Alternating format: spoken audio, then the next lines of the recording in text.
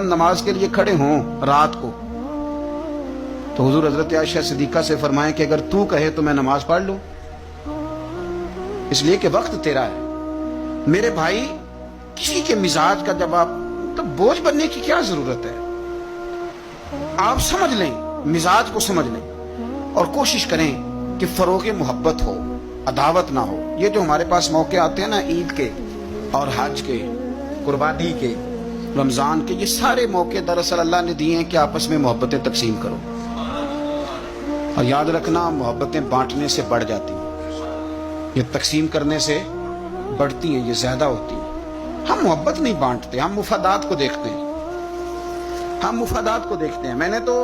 زندگی میں ان لوگوں کو بھی دیکھا ہے کہ کسی آستانے پہ، کسی ادارے میں، کسی مسجد میں، کسی تنظیم میں ان سے کوئی پیار زیادہ ہو گیا تو انہوں نے پھر اپنے وہ مفاد سامنے رکھ کے کسی اور کو وہاں داخل ہونے